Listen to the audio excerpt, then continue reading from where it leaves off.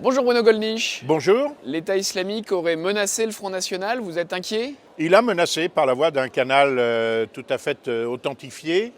Leur magazine, je crois. Écoutez, il appartient aux autorités de la République de nous protéger. Je ne suis pas sûr qu'elles y montrent une particulière vigilance, en revanche.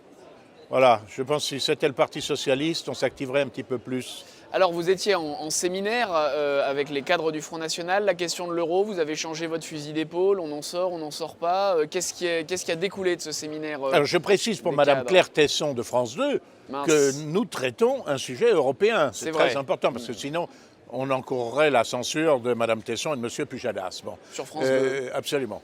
En ce qui concerne l'euro, nous avons toujours considéré que la monnaie unique était un instrument d'asservissement de nos politiques économiques et financières, qu'elle ne remplirait pas les promesses que l'on agitait pour rencontrer l'adhésion du bon peuple, et on l'a bien vu.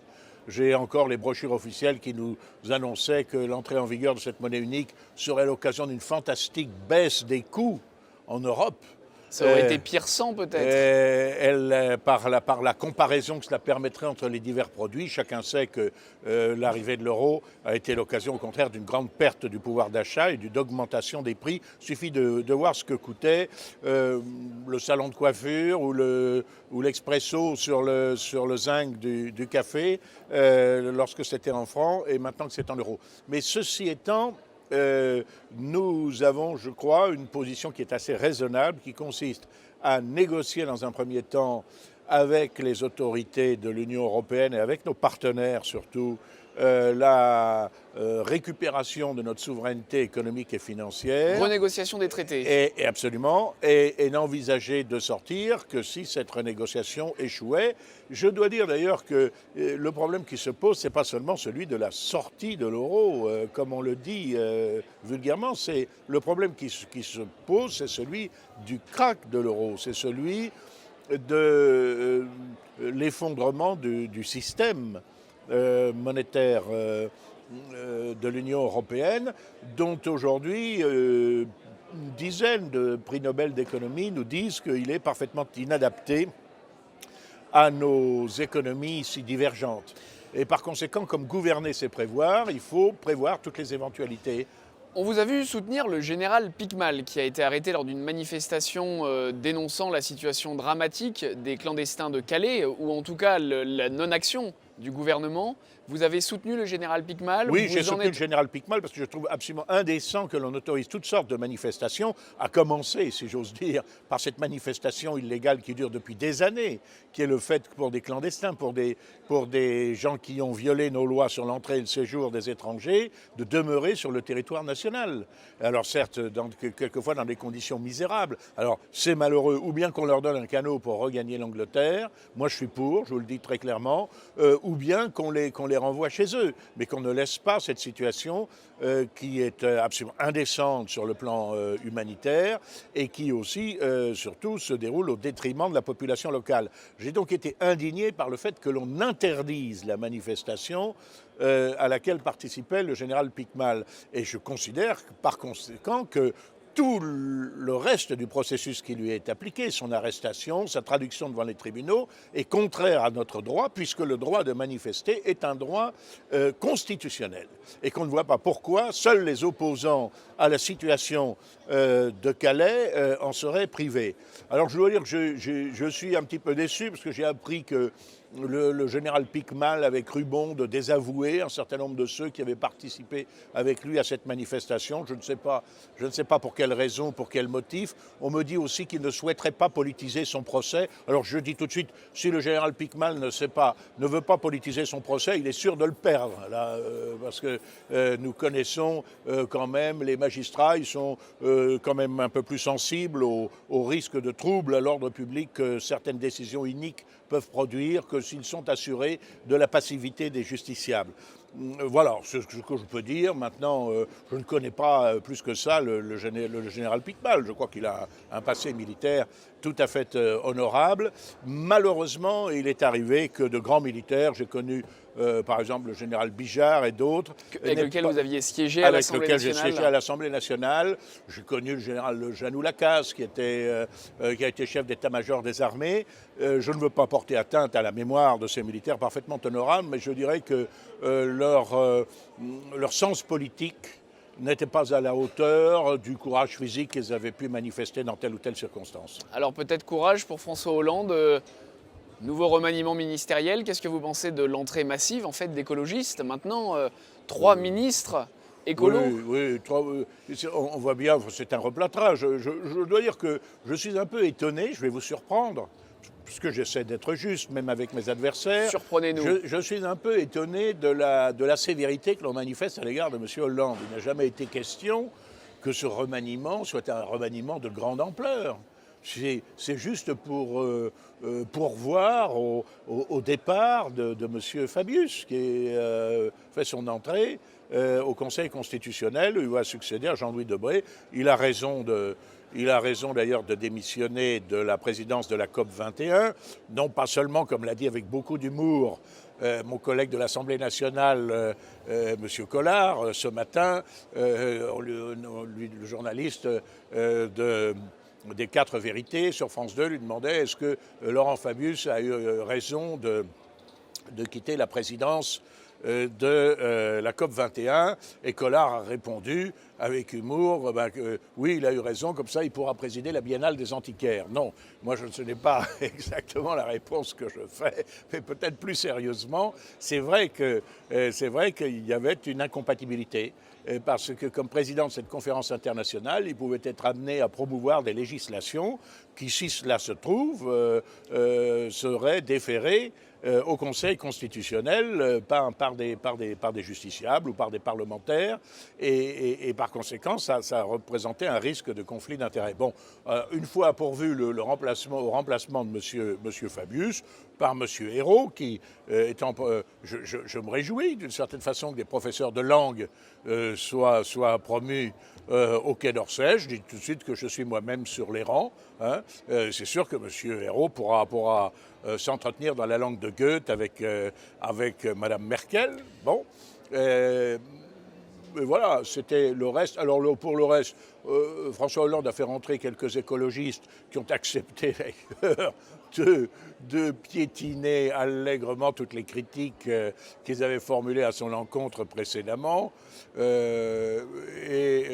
voit bien que la préoccupation de François Hollande, c'est de ne pas avoir de candidat écologiste contre lui lors de la prochaine présidentielle. Donc c'est une tempête dans un verre d'eau. Alors ce renouvellement dans le gouvernement, est-ce que vous avez assisté a priori à la même image au dernier Conseil national des Républicains ou de les Républicains? C'est une formule assez pompeuse. La candidature on prend les mêmes et on recommence. La candidature de M. Copé ajoute un petit peu plus à la confusion. Il y a des nouveaux visages, M. Juppé, M. Sarkozy. On est dans le renouvellement, Bruno Gollnisch, quand même. Je suis assez curieux de voir quel crocodile va sortir de ce marigot, mais c'est tout. Alors, les députés du groupe ENL, dans lequel siègent un certain nombre d'élus du Front National, je crois vous, la plupart, sauf Jean-Marie Le Pen et moi-même, par conséquence. Se sont rendus en Corse pour 3 jours de travail et ont été accueillis chaudement. Je crois que ça. Oui, de façon tout à fait indécente, par des manifestations d'une extrême violence, puisque des pierres, des boules de pétanque lancées contre les bus, des explosifs agricoles, tout ça sous l'œil assez passif, si ce n'est goguenard, des forces de police. Il n'y a plus d'état de droit en Corse. C'est tout à fait contraire à l'esprit corse. Les Corses sont très majoritairement des gens extrêmement hospitaliers. Mais ce sont des voyous se réclamant de l'indépendantisme ou du gauchisme local qui ont agressé. Alors c'est une agression préméditée, produit d'une réunion avec violence contre des élus. C'est quelque chose d'extrêmement grave. C'est passible de plusieurs années de prison. J'espère que les poursuites seront engagées. Je voudrais dire quand même à ces voyous qui s'inscrivent en contradiction parfaite avec l'histoire et les traditions corses, que leur faculté de se rendre sur le continent n'a d'égal que la faculté pour les continentaux de se rendre en Corse. Il y a fort heureusement beaucoup de Corses, de nos compatriotes corses, qui ont fait des carrières très remarquables, et notamment dans l'administration, mais à tous les niveaux, y compris la plus haute administration.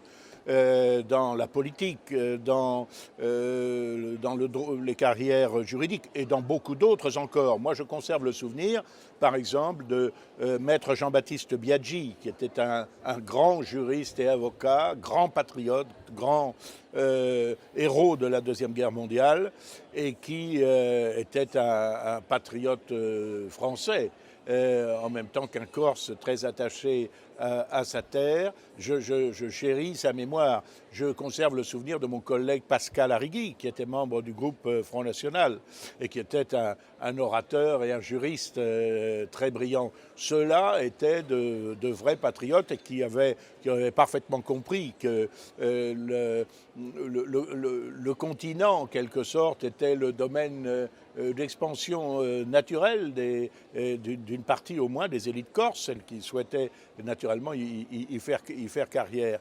Et voilà, je crois que nous voyons là un épisode de plus de la déliquescence de l'État et aussi de sa partialité, parce qu'il est évident que si ça avait été un déplacement d'élus socialistes, là encore, la chose eût été traitée très différemment par les autorités de notre pays. Comme député européen, vous vous êtes rendu comme assez régulièrement pour la réunion de la Commission des affaires européennes de l'Assemblée nationale à l'audition de M. Sapin. Alors Mme Claire Tesson de France 2 est peut-être étonnée qu'un député européen soit aussi à l'Assemblée nationale, mais parlez-nous un petit peu de cette audition. Vous avez questionné M. Sapin sur notamment le financement, je crois, du terrorisme. C'est la Commission des affaires étrangères de l'Assemblée nationale. Des affaires européennes. Des affaires européennes, pardon. Oui.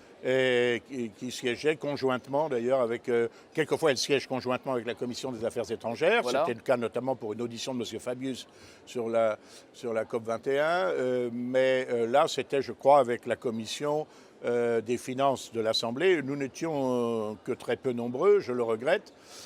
Oui, M.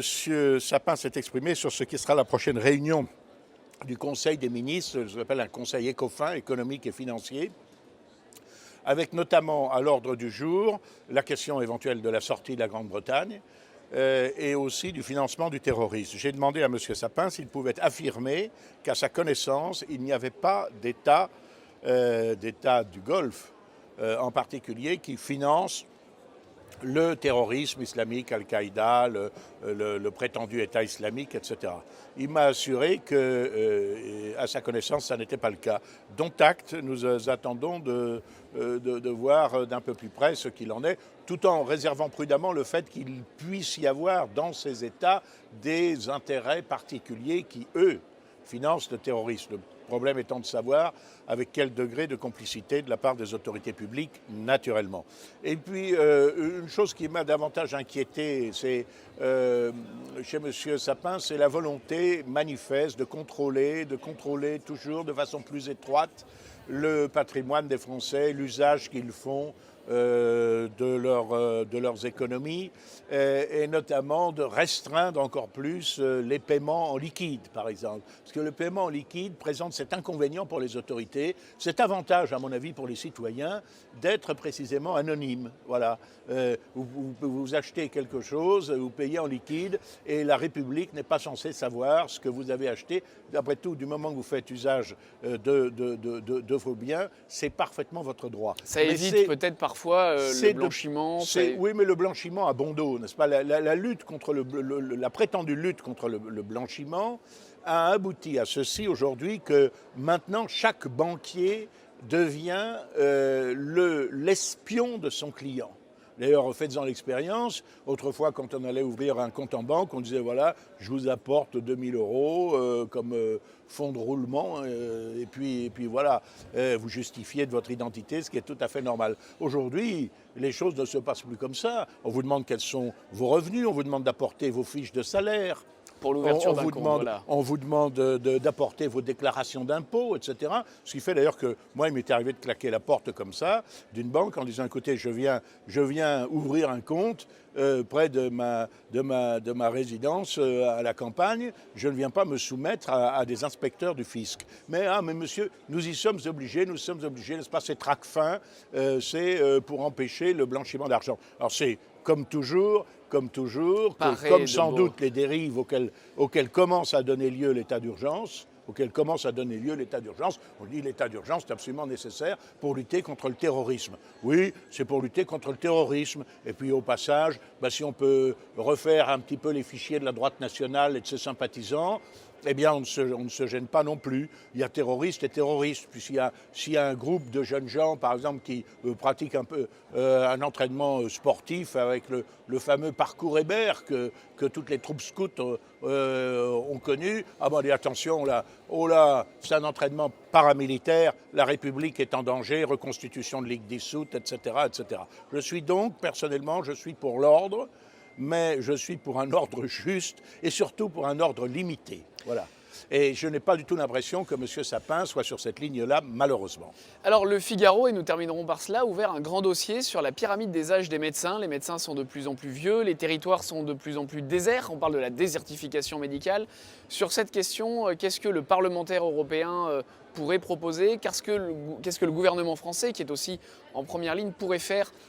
Moi, je suis dans un état de rage quand j'entends cela. On le ressent. Parce que depuis 15 ans, pratiquement, je ne cesse de répéter que la politique que nous menons en France, et notamment la politique du numerus clausus, qui consiste à limiter le nombre d'aspirants médecins et à refuser d'admettre en deuxième année de faculté de médecine même des étudiants qui ont réussi leur examen de première année, c'est une politique qui allait nous conduire un jour ou l'autre à manquer de médecins. Peut-être qualitative, c'est peut-être plus qualitatif.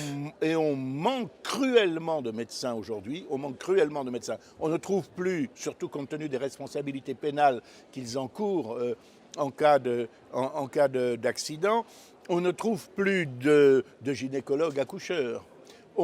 C'est extraordinaire, on ne trouve plus d'ophtalmo. Mon épouse a dû subir une petite opération de l'œil et j'ai vu récemment un reportage à la télévision. Elle a eu beaucoup de chance. Parce qu'un rendez-vous chez l'ophtalmo, dans certains secteurs, il faut attendre 8 mois. 8 mois, vous vous rendez compte? Mais quand vous avez une irritation de l'œil, quand vous avez une dégénérescence maculaire, quand vous avez un problème qui peut évoluer sérieusement, eh bien, il faut attendre 8 mois, mais la plupart du temps, au moins 3 mois, ou 4 mois, ou 6 mois, pour avoir une consultation chez un ophtalmo. C'est absolument scandaleux. Donc le problème du nombre de médecins. Et le numerus clausus a abouti à réduire à l'excès le nombre de médecins. Et comme on a réduit à l'excès le nombre de médecins, vous pouvez aller voir au journal officiel la liste des médecins étrangers venus pour beaucoup de pays d'Europe de l'Est ou du tiers-monde et qui sont des gens quelquefois tout à fait honorables et compétents. Mais délaissant d'ailleurs leur pays toujours, où ils auraient eu besoin peut-être d'un peu... Mais délaissant évidemment des pays qui auraient grandement besoin de leurs compétences et qui sont titularisés en France sans toujours les garanties quand même que donne l'excellent niveau de nos facultés, de nos centres hospitalo-universitaires français. Je pense que c'est une politique criminelle. Moi, je dois dire que si j'étais étudiant en médecine, je manifesterais vivement mon indignation devant les rectorats, devant le ministère de l'Éducation. Je suis étonné, admiratif d'une certaine façon de la patience des jeunes Français, mais moi qui étais très hostile par exemple au mouvement anarcho-marxiste de mai 68 qui a salopé les facs aujourd'hui, je dis qu'aujourd'hui aux jeunes gens qu'ils ont bien plus de raisons de se révolter que n'en avait Cohn-Bendit et consorts à l'époque. Merci Bruno Gollnisch, à bientôt. Je vous en prie.